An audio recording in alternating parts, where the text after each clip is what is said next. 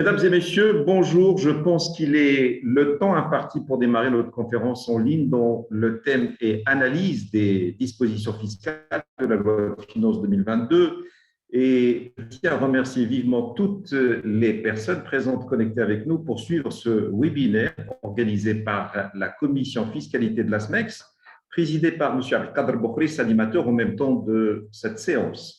Cette initiative rentre dans le cadre des actions d'information et de sensibilisation élaborées et constituées dans l'objectif de doter les entreprises exportatrices membres d'outils et de mécanismes utiles à leur bonne gouvernance et performance.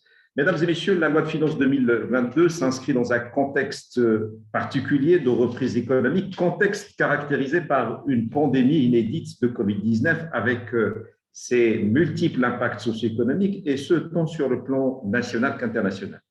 Après sa publication au bulletin officiel, la loi de finances 2022, dans sa version amendée votée par les deux chambres du Parlement, a apporté une série de mesures sur lesquelles ce webinaire va apporter un éclairage, une analyse qui certainement va être enrichie par vos contributions et interactions.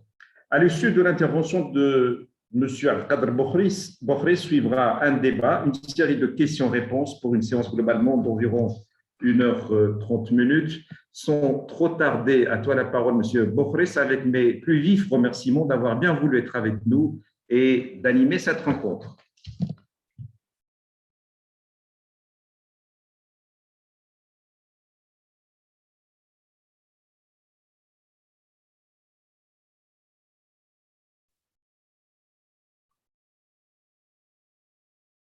Bonjour tout le monde. Bonjour, on t'entend bien, c'est Al-Qadr. Vous m'entendez? Très, très bien. Parfait. Merci Mounir. Merci Mounir pour cette présentation. Ravi d'animer cette réunion autour de la loi de finances 2022. Un rendez-vous maintenant habituel au niveau de la SMEX. Et par rapport aux membres de la SMEX que je salue, qui ont pris de leur temps pour assister à cette présentation. Je rappelle que la loi de finances 2022 a été publiée le 20 décembre, donc elle a été publiée plus tôt que les autres lois de finances. Il faut dire que depuis quelques années, on a une loi de finances qui est publiée plusieurs jours avant le 31 décembre, alors que quelques-uns parmi vous se rappelleront qu'on avait souvent la loi de finances qui n'était publiée que le 31 décembre au soir. Donc là, on avait le temps de regarder cette loi de finances, de l'analyser, de la scruter, de relever un peu je dirais, les points forts et les points faibles. Mais permettez-moi, avant de rentrer dans le vif du sujet technique, je voudrais rappeler le contexte dans lequel cette loi de finances a été préparée, même si mon ami Mounir a déjà fait une présentation rapide en disant que cette loi de finances a été faite dans un contexte économique très difficile. Moi, je vais dire que cette loi de finances a été faite, je vais juste passer les slides.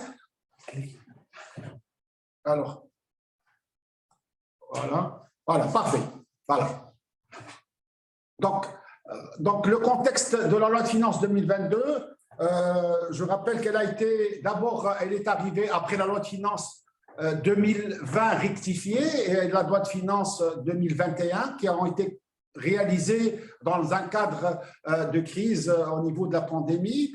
Et heureusement que pour la loi de finances 2022, elle est arrivée avec quand même deux feuilles de route importantes. La première feuille de route, c'est les recommandations du rapport spécial donc sur le nouveau modèle de développement et par rapport à la loi cadre fiscale qui a été publiée au mois d'août 2021 et qui est l'émanation des assises de la fiscalité qui se sont tenues en 2019.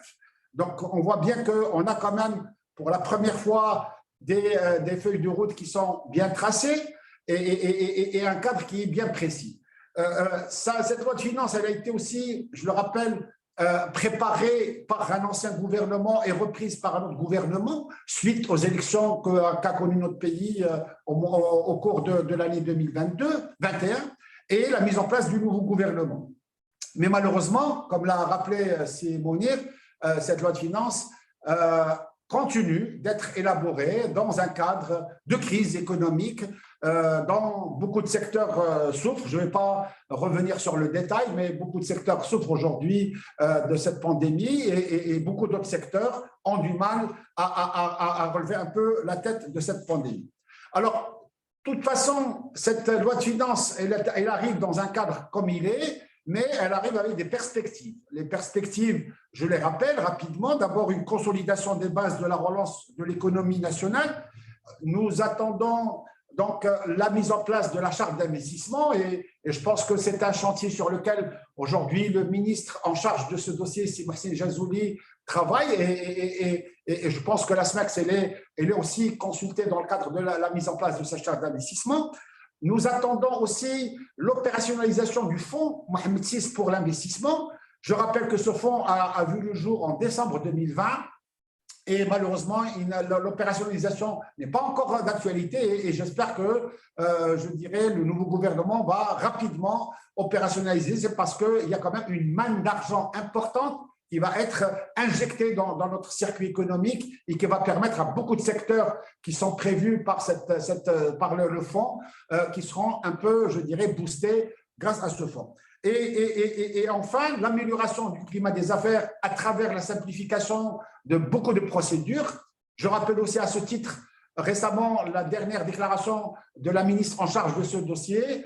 Elle a déclaré qu'il y a eu 800 procédures qui ont été simplifiées et donc je pense qu'on est sur la bonne voie pour simplifier un peu les procédures je dirais, des opérateurs.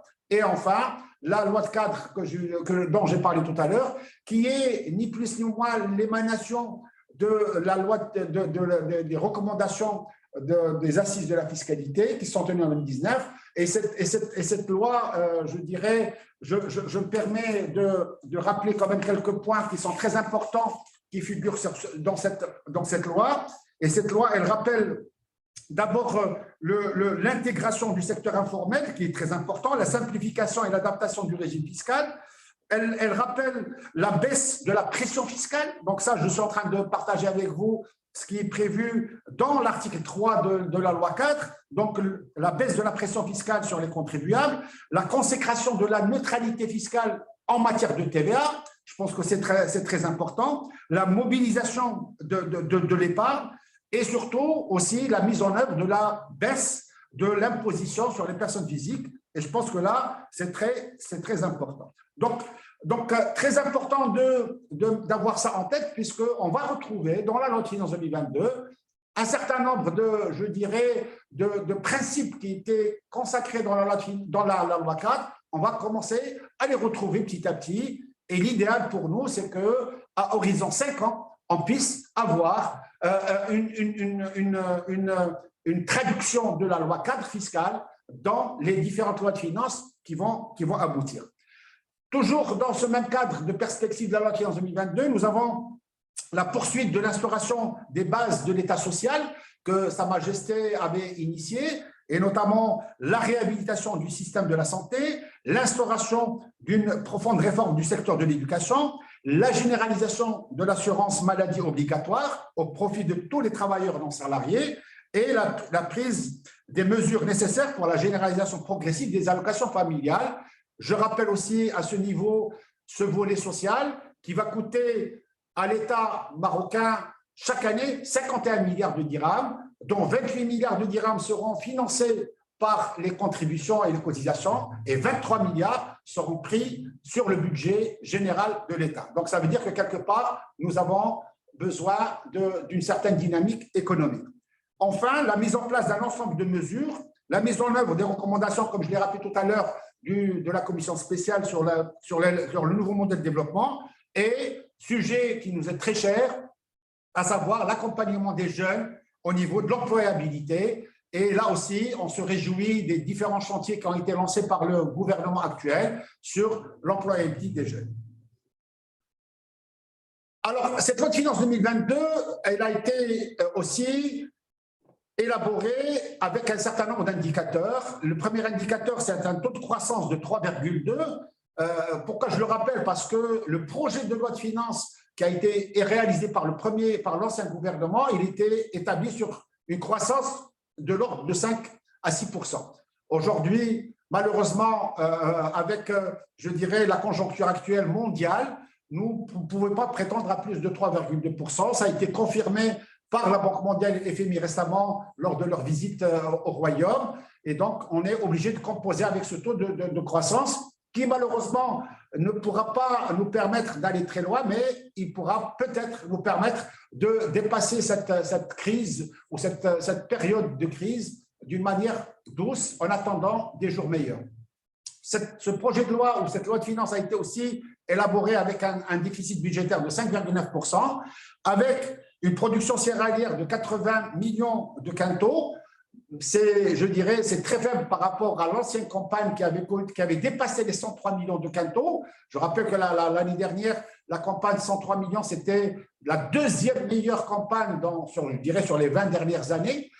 Donc, malheureusement, on va se contenter cette année, si la pluviométrie est au rendez-vous, avec 80 millions de quintaux et avec un cours je dirais, du gaz butane de $450 la tonne. Ces hypothèses aussi tiennent compte, heureusement pour le Royaume, tiennent compte aussi d'une réserve de change qui est assez confortable, qui aujourd'hui avoisine des 320 à 328 milliards, donc ce qui n'est pas négligeable pour le Royaume. La preuve, c'est qu'il y a même une certaine, je dirais, un allègement de notre, je dirais, de la circulaire de l'instruction de l'Office d'échange, donc qui a assoupli un certain nombre de dispositions. Il y a eu une instruction qui a été publiée le 3 janvier qui assouplit les choses. Donc, ça veut dire que nos réserves de change se portent très bien. Espérons que ça continue. Et cet effort, il est dû à beaucoup d'éléments. Je ne vais pas trop m'étaler dessus, mais d'abord, par rapport à… On a la chance d'avoir une énergie qui n'est pas très chère aujourd'hui. On a la chance aussi d'avoir engagé, le Royaume engagé, cette politique industrielle de substitution, de produits de substitution, ce qui nous permet d'importer moins. Et puis, surtout, notre réserve de change a beaucoup, je dirais, bénéficié des transferts des MRE. C'est une année exceptionnelle puisque nous allons avoisiner les 100 milliards de dirhams sur cette manne d'argent qui vient des pays, je dirais, des MRE à l'étranger. C'est un phénomène qui est général puisque des pays comme l'Égypte, des pays comme en Afrique subsaharienne, ils ont bénéficié de la même, je dirais, de la même manne d'argent qui a été transférée. Et aussi, nos réserves de change ont bénéficié d'une meilleure année pour l'entreprise, pour l'OCP au niveau du phosphate, donc ça se porte très très bien. Donc beaucoup de choses qui ont fait que nous avons aujourd'hui des réserves de change assez confortables et grâce à Dieu, ça nous permet de travailler tranquillement sur la reconstitution de notre économie. Dernier slide avant de passer au volet technique.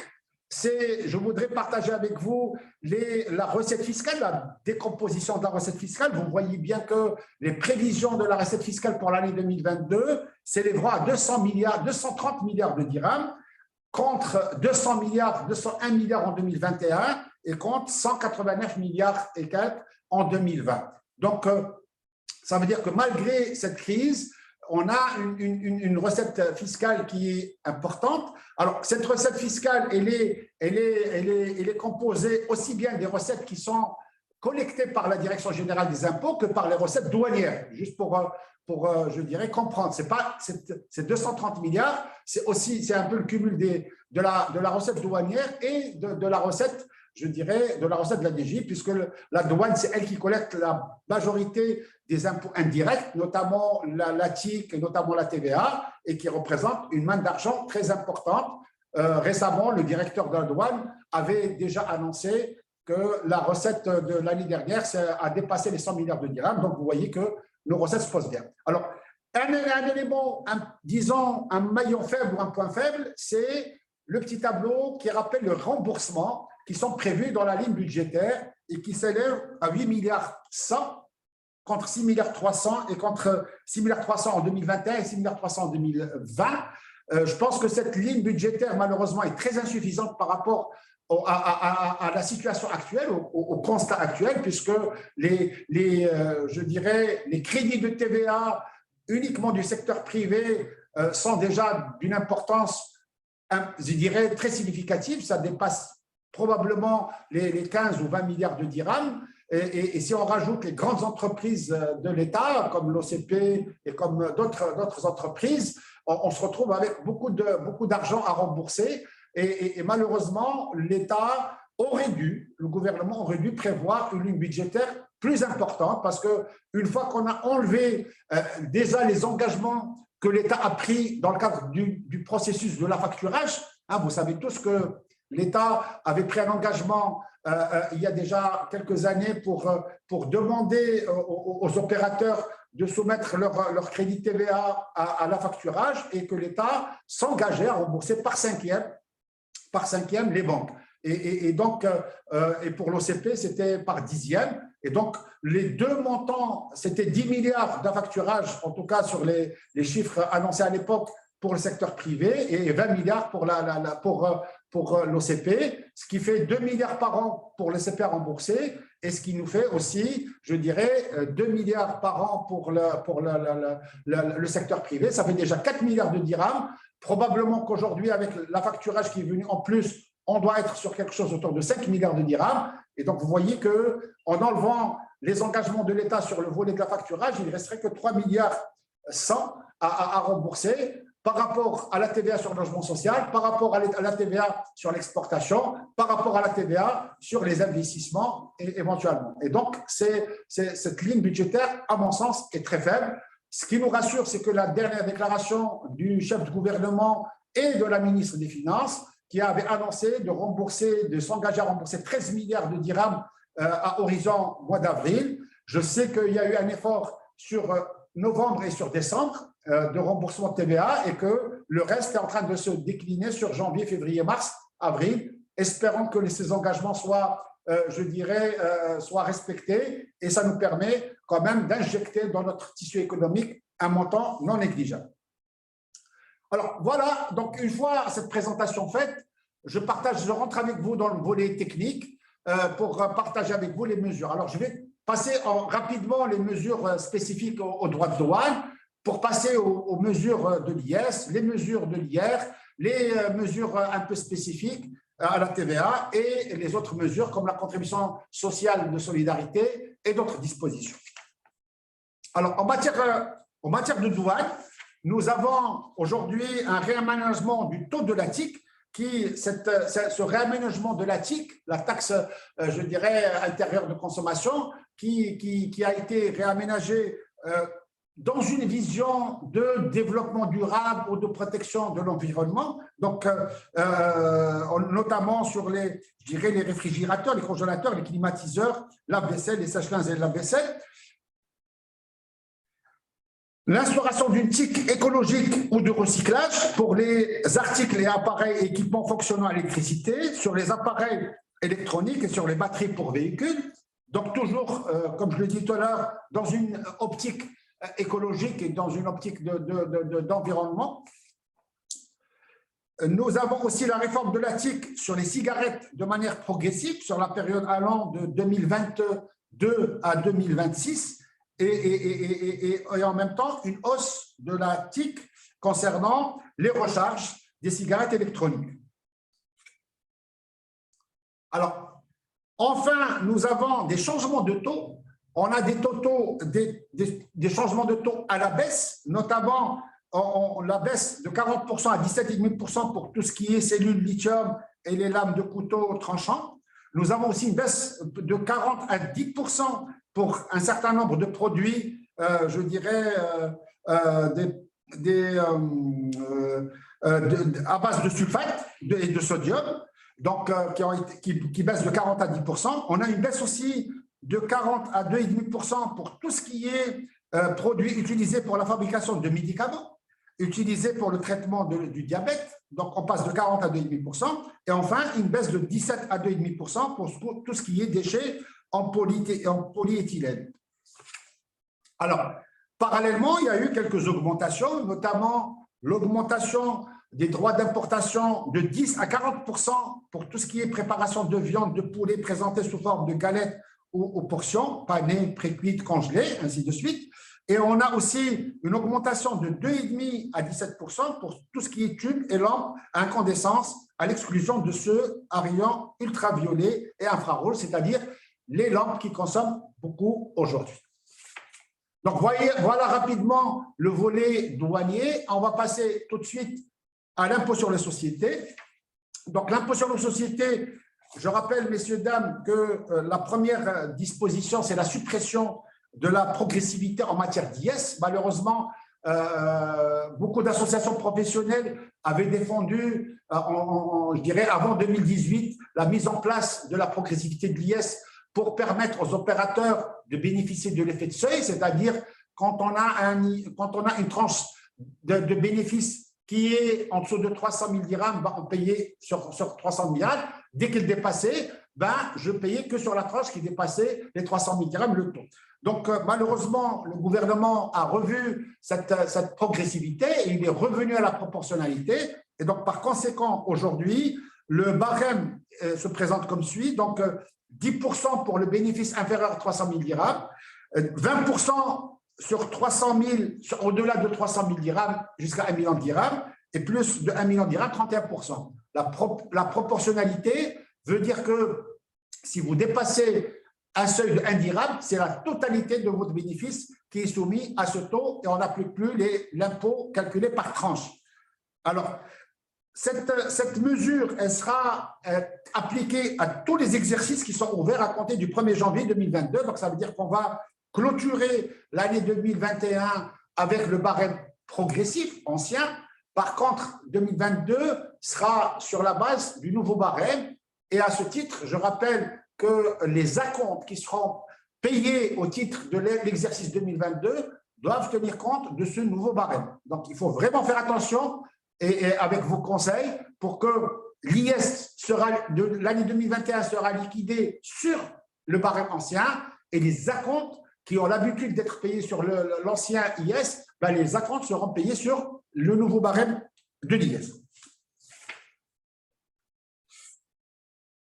Alors, toujours en matière d'IS, on a une nouveauté qui est assez satisfaisante, c'est la réduction du taux de l'IS de 28 à 26%. Je rappelle que les entreprises qui font moins de 100 millions de dirhams de bénéfices, dans le chiffre bénéfice net est inférieur à 100 millions de dirhams, donc ils pourront bénéficier d'un taux d'IS de 26%.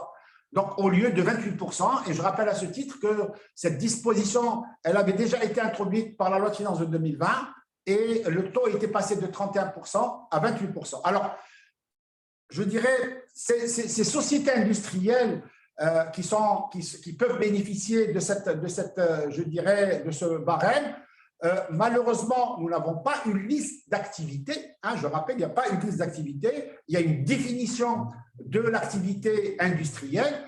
Et là aussi, je vous invite si votre activité peut prêter à confusion, je vous invite à saisir l'administration fiscale par une question-réponse pour pouvoir confirmer que vous avez droit à l'application de ce taux de 26%. Autant avant, le gap était de 3%, entre 31 et 28%, donc on pouvait prendre le risque d'appliquer 28% sans confirmation. Aujourd'hui, le gap est très important, il est quand même de 5 points, et donc à ce titre, je vous invite à prendre attache avec votre conseil et l'administration fiscale pour confirmer votre éligibilité à ce taux de 26%. Et là aussi, le barème qui va s'appliquer, c'est-à-dire c'est le taux de 10, de 20 et de 26%. C'est-à-dire que dès que votre bénéfice va dépasser 300 000 dirhams, on sera sur 20%. Et dès qu'il va dépasser le million de dirhams, vous serez taxé sur 26%. Alors, beaucoup de questions peuvent se poser. On peut avoir des sociétés qui ont une activité industrielle et une activité non industrielle, de négoce. Donc, là, je dirais, on pourrait calculer l'IS au prorata du chiffre d'affaires. C'est très important. Je rappelle aussi que le bénéfice net fiscal relatif au chiffre d'affaires à l'export Donc, si vous êtes industriel et que vous faites de l'exportation, ben, vous appliquez les 20% et non pas les 26%. C'est très important.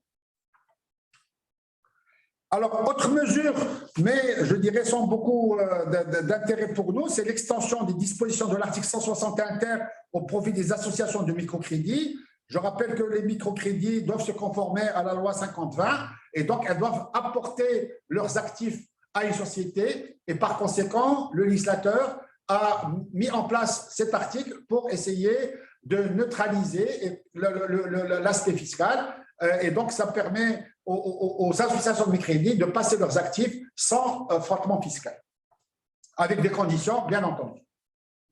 Donc voilà les mesures en matière d'IS, il n'y en a pas beaucoup malheureusement, et on va passer tout de suite aux mesures concernant l'impôt sur le revenu. Alors là aussi, sans beaucoup m'attarder, je rappelle que la loi de finances 2021 avait institué la contribution professionnelle unique qui consistait à permettre aux petits opérateurs qui étaient soumis au forfait fiscal, en matière fiscale, de payer une seule contribution où on regrouperait la taxe professionnelle, c'est-à-dire la patente, et l'impôt relatif à leurs revenus et simplifier les choses, plus même aujourd'hui la couverture sociale. Donc, il y a eu une amélioration de ce régime de la contribution, je dirais, de la CPU, donc dans lequel je ne vais pas trop m'attarder.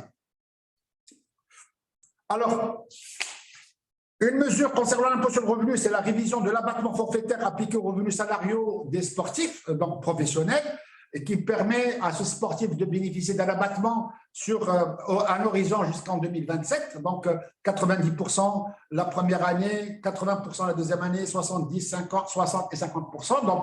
Donc je dirais c'est un petit abattement qui est prévu. Alors, prorogation de l'exonération en matière d'impôt sur le revenu salarial des nouveaux CDI. Là, c'est une mesure qui vous concerne et qui concerne tous les opérateurs qui pourraient embaucher au cours de l'année 2022 et même pour les gens qui avaient été embauchés pour l'année 2021 à pouvoir bénéficier d'une exonération, je dirais, d'impôt sur le revenu. La seule condition, c'est qu'il faut que ça soit la personne bénéficiaire à moins de 35 ans et que ce soit son premier CDI. Donc ça, c'est très important. Après, il y a quelques obligations déclaratives. Et là aussi, beaucoup d'opérateurs, malheureusement, ne pensent pas à la faire d'une manière systématique. Alors, ça pose quelques petites difficultés, notamment la notion de premier CDI. Est-ce que c'est le premier CDI chez moi? Est-ce que c'est le premier CDI du salarié? Si c'est le premier CDI du salarié, est-ce que j'ai les moyens de vérifier est-ce qu'il n'avait pas un CDD avant ou un CDI avant? Donc, quelques petites difficultés d'application, mais je pense que tout ça pourrait être levé par la suite. Autre mesure, c'est la prolongation jusqu'en fin 2022 du délai de mesure encourageant les contribuables qui s'identifient fiscalement pour la première fois. Donc là aussi, c'est une mesure qui permet, toujours en alignement par rapport à la loi 4, comme je l'ai dit tout à l'heure, le renforcement au niveau de l'informel, donc de la lutte contre l'informel. Et donc, cette mesure va permettre encore une fois aux opérateurs qui opèrent dans l'informel de venir s'identifier et de bénéficier d'un certain nombre de mesures. Alors, la TVA, malheureusement, là aussi, pas grand-chose à dire, si ce n'est la première, c'est la révision des taux de TVA applicables aux opérations de vente des panneaux photovoltaïques et des chauffe-eau solaires. Il y a eu, je dirais, beaucoup de va-et-vient sur cette mesure. On a juste corrigé un peu le tir par rapport à ce qui a été fait l'année dernière. Et là, on a une révision du taux, donc une harmonisation du taux de TVA de 10% aux panneaux photovoltaïques à l'intérieur et à l'importation. Parce que l'année dernière, on avait laissé entendre que c'était juste, je dirais, à l'intérieur. Et ensuite, maintenant, on a généralisé au niveau de l'importation et du marché intérieur. Alors, sur cette mesure, c'est une exonération de la TVA sans droit à déduction qui concerne les prêts étudiants, qui concerne Tchakafout, c'est-à-dire l'assurance, je dirais, pour être tout simplement en conformité avec l'assurance conventionnelle, et les métaux de récupération, on a une exonération sans droit à déduction. Alors, on a aussi une mesure qui concerne la neutralité fiscale en matière de TVA sur les opérations de titrisation, qui est prévue par la loi 3306. Là aussi, c'est pour permettre à ce mode de financement de bénéficier de la neutralité fiscale. Et enfin, en matière de TVA, nous avons, je dirais, une disposition qui permet la baisse de 50 millions de dirhams du seuil fixé pour les conventions d'investissement. Je rappelle que jusqu'à la loi de finances 2021, malheureusement, seuls les opérateurs qui avaient un programme d'investissement qui était de 100 millions de dirhams pouvaient prétendre à signer une convention d'investissement avec l'État marocain. Aujourd'hui, ce seuil, il a baissé à 50 millions de dirhams. Donc, c'est une première. Alors, ça veut dire quoi? Ça veut dire tout simplement qu'aujourd'hui, il faut, pour bénéficier de ça, il faut avoir, je dirais, un programme qui soit en bonne et due forme, et ça va vous permettre de bénéficier d'un certain nombre de mesures au niveau fiscal et au niveau douanier. Alors, au niveau fiscal, on a une exonération de la TVA pendant 36 mois, et ce délai peut être prolongé, je dirais, à l'intérieur, quand il s'agit des acquisitions à l'intérieur et des constructions de projets, 6 mois renouvelables une seule fois en cas de force majeure. Et quand il s'agit d'importation, la prorogation pour un délai supplémentaire de 24 mois. Alors, rapidement, vous avez sur votre droite un petit tableau qui rappelle les différents faits générateurs, donc le démarrage du bénéfice de la convention. Quand il s'agit des acquisitions à l'intérieur, ben, c'est la date de la signature de la convention. Quand il s'agit des acquisitions à l'importation, c'est la date de la première opération d'importation. Et quand il s'agit d'un programme qui nécessite de la construction, c'est la date de délivrance de l'autorisation de construction qui démarre ce processus. Alors, je passe tout de suite aux mesures spécifiques à la contribution sociale de solidarité. Cette mesure qui a fait couler beaucoup d'encre, qui a fait débat, qui malheureusement est utilisée souvent pour des raisons purement budgétaires. Et là aussi, donc, la loi de finances 2022 est venue, je dirais, remettre cette contribution qui a été prévue de s'arrêter fin 2021, qui malheureusement, la loi de finances 2022 est venue remettre en selle cette contribution sociale de solidarité dans une autre forme. Donc, cette contribution sociale de solidarité, elle s'applique à toutes les sociétés dont le bénéfice est égal ou supérieur à 1 million de dirhams. Donc, ça, c'est la première chose. Alors, cette contribution s'applique, et ça, c'est la nouveauté de la loi de finances 2022, s'applique aux sociétés qui exercent dans les activités d'accélération, dans les zones d'activité d'accélération industrielle, et s'applique aussi aux sociétés qui bénéficient de l'agrément de Casa Finance City. Donc ça, c'est la nouveauté. Alors, sont toujours exclus un certain nombre je dirais, de sociétés, mais qui sont prévues par voie réglementaire au niveau de l'article 6.1a. Alors, le barème de 2022 est différent de celui de 2021 dans la mesure où on avait 3 taux. On avait un taux de 1,5, un taux de 2,50 et un taux de 3,5. Aujourd'hui, nous avons 4 taux. Nous avons un taux de 1,8% qui s'appliquerait quand le bénéfice est situé entre 1 million et 5 millions de dirhams. On a un taux de 2,5% si votre bénéfice est situé entre 5 millions et 10 millions de dirhams. Et nous avons un taux de 3,5% quand votre bénéfice est situé entre 10 et 40 millions de dirhams. Et on a un taux de 5% donc, pour toutes les sociétés qui réalisent un bénéfice au-delà de 40 millions de dirhams. Donc, on voit bien que cette contribution, qui est ni plus ni moins un complément d'IS, d'impôt sur les sociétés, donc peut aller jusqu'à 5 points en fonction de votre bénéfice.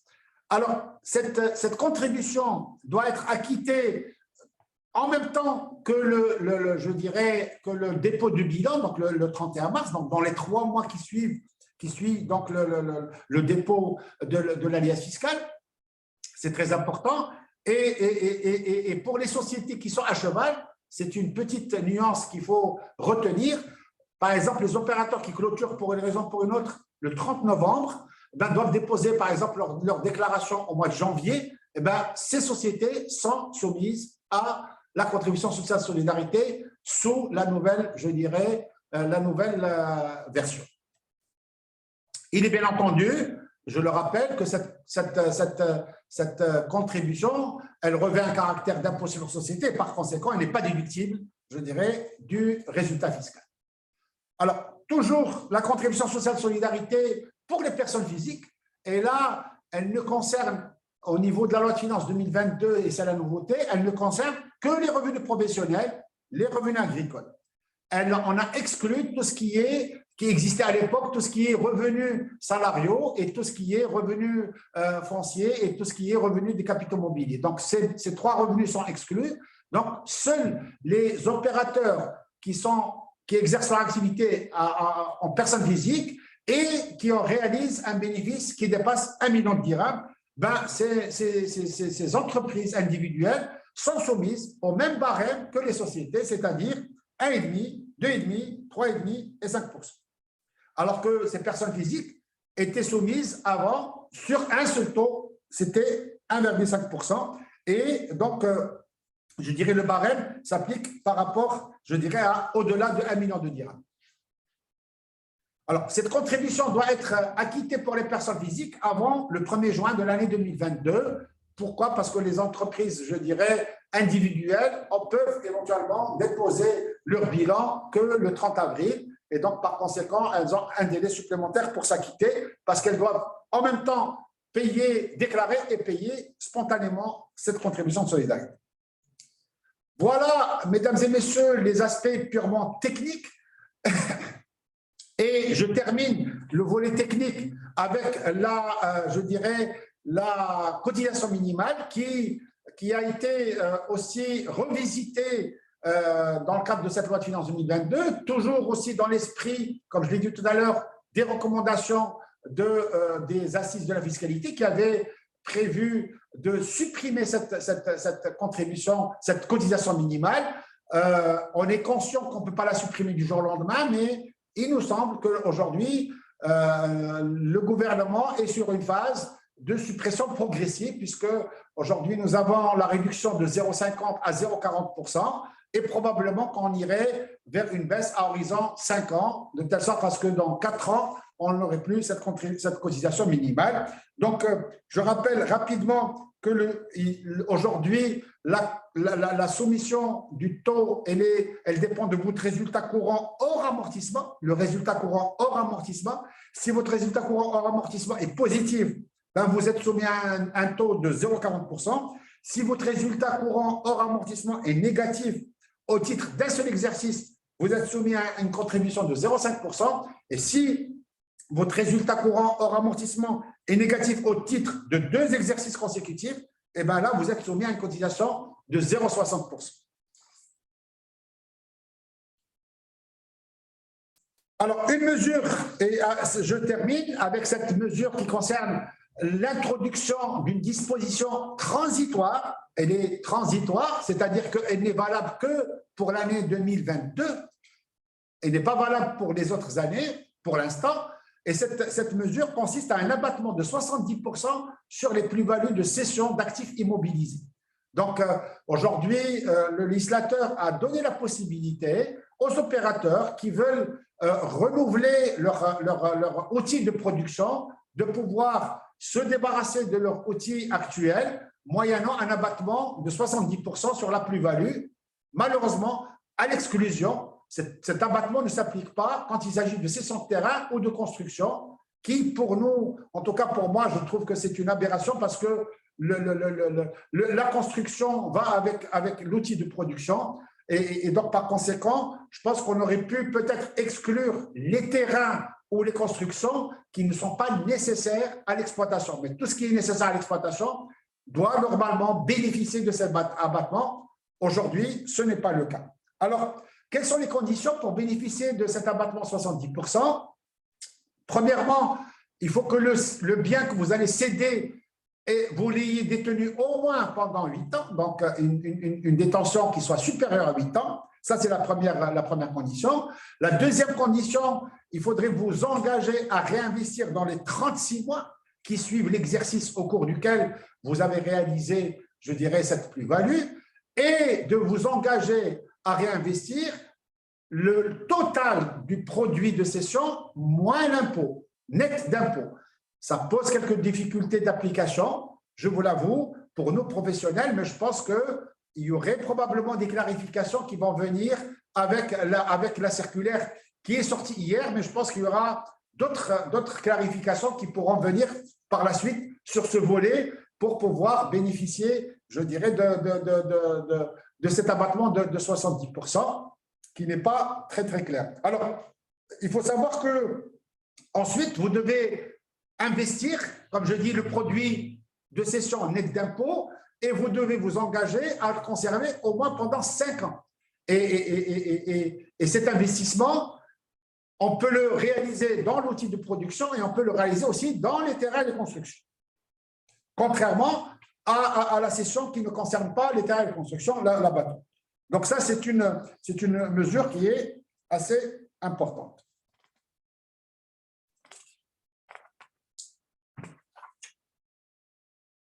Alors, une mesure sans beaucoup d'intérêt qui est l'acceptation des dépôts bancaires comme un moyen je dirais, de règlement des transactions. Vous savez, grand débat sur l'espèce, quand on encaisse un montant au-delà de 20 000 dirhams, donc l'administration pourrait nous appliquer une sanction de 6%. Alors là, on a introduit une possibilité pour que vos clients qui veulent vous payer en espèces aillent déposer à la banque l'espèce. Mais bon, beaucoup de questions se posent. Je dirais, ce dépôt va se faire par le client lui-même, par son coursier, par un agent, par X. On va avoir un bordereau de versement sans facture, sans mention de la facture, sans mention, je dirais, du dépositaire, à part le nom, mais si c'est une société, le banquier ne va pas vous mettre le nom de la société. Donc, beaucoup de questions. En tout cas, c'est une fenêtre qui a été ouverte pour le dépôt de l'espèce, mais à mon avis, je pense que c'est très difficile.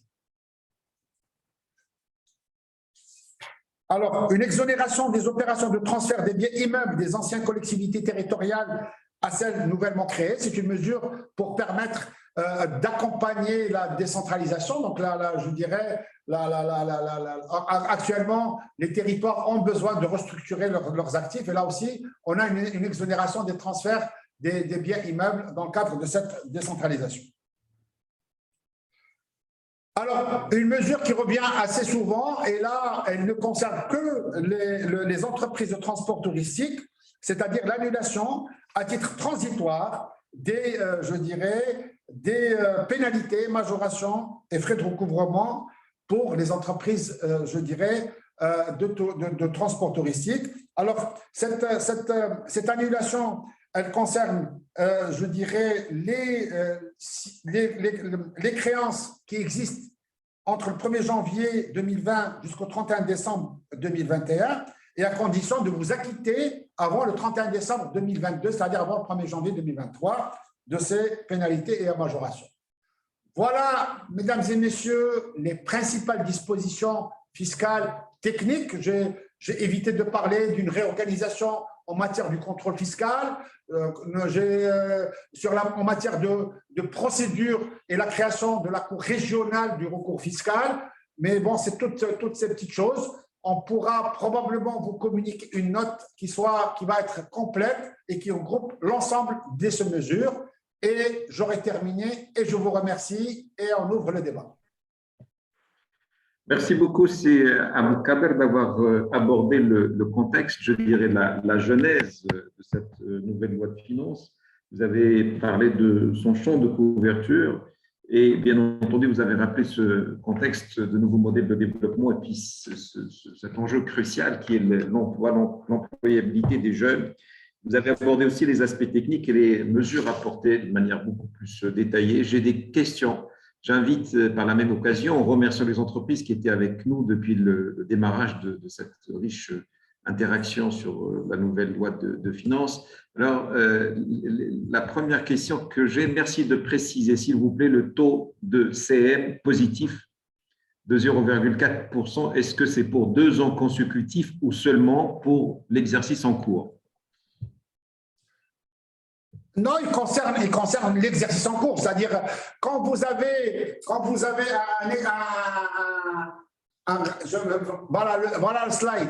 Si vous avez un résultat courant hors amortissement positif, ben vous appliquez 0,40%. Chaque fois que vous allez avoir un résultat positif, ben vous appliquez 0,40%.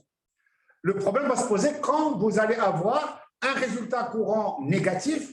La première année, ben, vous allez payer 0,50 et si la deuxième année, ça se reproduit, ben, vous allez payer 0,60. Mais tant qu'il est positif, vous êtes à 0,40. Parfait, merci beaucoup. Il y a une question qui est inhérente à l'employabilité, à l'emploi des jeunes, et une demande de revenir sur ce sujet pour plus de clarification. Donc, en quoi cette incitation pourrait amener les entreprises à recruter, à embaucher de nouveaux talents? Merci beaucoup, c'est bon. Alors, ça concerne cette mesure. Comme je le disais, primo, il faut que l'embauche soit réalisée entre le 1er janvier 2021 et le 31 décembre 2022. Donc, ça, c'est la période d'embauche. Ensuite, vous avez la condition, la personne doit avoir moins de 35 ans et elle doit avoir obligatoirement, ça doit être son premier contrat à durée indéterminée. Ça, c'est très important. Après, je dirais, de quoi on bénéficie? Ben, on bénéficie effectivement de l'exonération de l'impôt sur le revenu pendant 2 ans. Parfait. Je rappelle juste aux entreprises qui nous suivent de, bien sûr, lever la main. Pendant 36 mois, pardon, pendant 36 mois, pas pendant 2 ans, pendant les 36 mois. L'exonération de l'impôt sur le revenu pendant... Merci de cette précision. Donc, je convie les entreprises intéressées par poser des questions donc de procéder par levée de main. Donc, il y a une petite application qui est destinée à cet effet-là. Alors, merci de nous donner plus de précisions sur les nouveautés concernant l'importation de panneaux solaires. Je ne sais pas si vous disposez d'une information dans ce sens-là. Je répète la question. Merci de nous donner plus de précisions sur les nouveautés concernant l'importation de panneaux solaires. Écoutez, sur les panneaux solaires, honnêtement, je n'ai pas beaucoup plus de précision. Je vais juste repartager avec vous les slides qui rappelaient un peu tout ça. C'était en matière de TVA. Voilà, en matière de TVA. Alors, je reprends. Hop. Alors, en matière de TVA, aujourd'hui, ce qu'on a, c'est une exonération sans droit, donc, c'est-à-dire avec je dirais, la loi de finances de 2021 avait introduit une exonération sans droit à déduction, et la loi de finances de 2022, elle est venue pour donner la possibilité d'instaurer une exonération avec droit à déduction, aussi bien quand vous importez, je dirais, tout ce qui est panneaux photovoltaïques et lorsque vous les fabriquez localement. Alors, personnellement, la difficulté, ou disons ce que je peux apporter, c'est un peu les points d'interrogation qui sont en dessous. C'est-à-dire qu'aujourd'hui, quel est le taux qu'on doit appliquer quand il s'agit d'une installation en même temps que le matériel, puisque le taux de TVA qui s'appliquerait serait de 10% pour le matériel photovoltaïque, alors que l'installation, il est à 20%. Quid des autres composantes pour cette installation qui ne sont pas dans la liste qui bénéficient d'un taux de 10%? Donc là, malheureusement, ça reste des interrogations. Quel est le taux qu'on devrait appliquer aussi quand il s'agit je dirais, de panneaux photovoltaïques avec, je dirais, uniquement quelques composantes qui ne sont pas, je dirais, dans la liste de taux de 10%. Voilà, honnêtement, les questions que auxquelles je dirais, je n'ai pas de réponse, malheureusement, mais le reste, je dirais, à partir du moment où vous avez des panneaux photovoltaïques ou des chauffe-eau solaires, vous appliquez le taux de 10%. La seule chose, c'est que derrière, je dirais, dès qu'il y a de l'installation, il faut mettre du 20%. Dès qu'il y a d'autres composantes, parce que un panneau photovoltaïque, il faut un support métallique, il faut un certain nombre de choses. Tout ça est soumis à 20%. Donc, la difficulté réside là, Simone. Merci infiniment. Il y a une dame qui nous a suivis et qui voulait intervenir. Madame Hafida Soumoua, si vous êtes là, allez-y, la parole vous est donnée. Hafida, si vous êtes là, vous pouvez intervenir.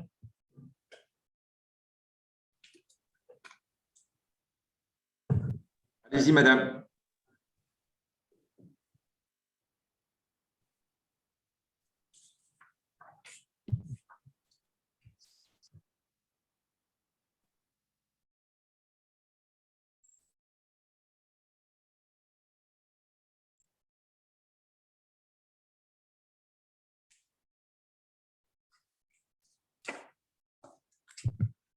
Question, c'est est-ce que les pompes et les tuyaux utilisés dans le secteur agricole seront exonérés?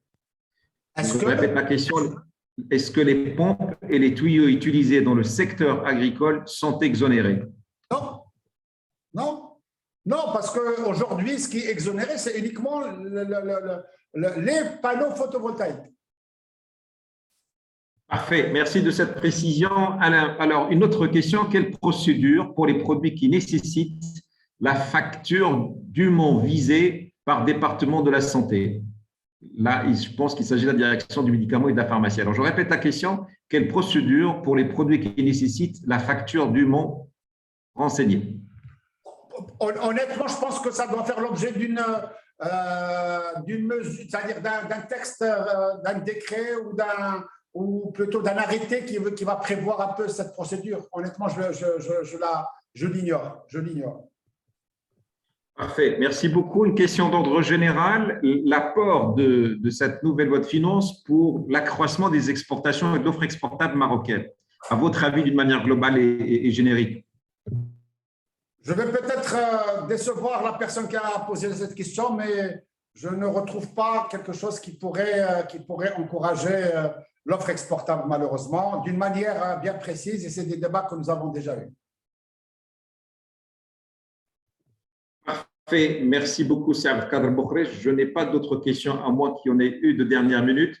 Je tiens à vous remercier infiniment de votre implication, de la qualité de votre intervention, de la qualité aussi des questions et des réponses qui ont été fournies dans le cadre de cet échange en mode distanciel. Certainement, votre commission donc, va programmer d'autres interventions sur d'autres thématiques de différents niveaux. Donc, je vous remercie encore une fois, comme je tiens à remercier toutes les entreprises qui ont participé donc, avec nous cet après-midi à cet échange. Merci à toutes et à tous. À bientôt. Merci à tout le monde. À bientôt.